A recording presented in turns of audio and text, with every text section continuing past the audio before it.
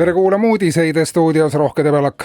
Valitsus annab teada, et koostamisel on Tervisekassa ja Pensionikassa rahaprobleemide komplekslahendus. Analüüs on näidanud, et lahendus peitub ka nüüd probleemis eneses ja näeb ette samasuguse kursi säilitamise kui praegu. Spetsialistide sõnul toob Tervisekassa pikaajaline rahapuudus kaasa inimeste eluea vähenemise ja tulevikuks prognoositud suur pensionäride arv ei pruugigi täide minna. Mida kehvema tervisega on inimesed, seda väiksem osa neist pensionieani välja venitab. Kui kõik jätta nii nagu praegu, siis on tulevikus pensionini jõudnud inimestel raha küllaga, märgitakse analüüsis. Seega on mõttekas jätkata senises vaimus.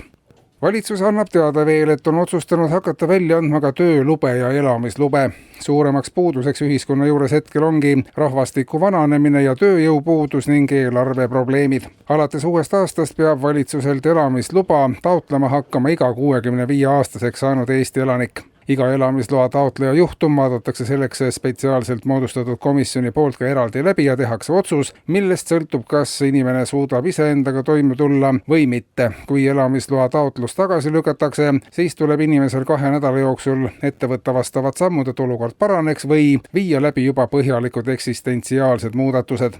Kolmandaks võimaluseks jääb, et inimene taotleb elamisluba mõnelt välisriigilt. Töölube antakse samuti alates uuest aastast vastava taotluse esitamisel. Eesmärgiks on likvideerida olukord, kus mõni inimene töötab 5 või enamal töökohal ja teeb nii teiste eest kogu töö ära.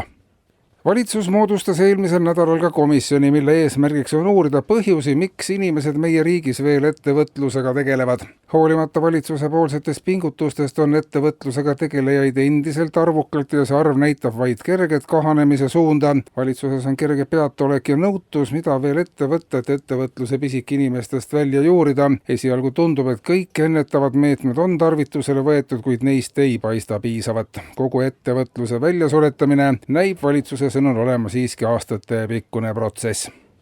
Riigikogu aga hakkab sügisel esimese asjana arutama põhiseaduse vastavust põhiseadusele. Eelnõu menetlusse andnud valitsuskomisjoni sõnul on üha sagenenud juhtumid, kus üks või teine valitsuse poolt välja antud määrus või mõni muu samm läheb põhiseadusega vastuollu ja seetõttu jäävad vajalikud muudatused tegemata. Tihti on opositsioon omakorda seisukohal, et valitsus tegeleb põhiseaduse vastase tegevusega. Vahel jääb mulje, et ka Riigikogu on tervikuna põhiseaduse vastane. Tekkimas on nüüd olukord, kus põhiseadus hakkab segama põhiseaduse täitmist ja seega on vajalik arutada, kas põhiseadus võib osutuda ohuks Eesti Vabariigi põhiseaduslikule korrale. Vajadusel tuleb küsimus arutlusele ka Riigikohtus.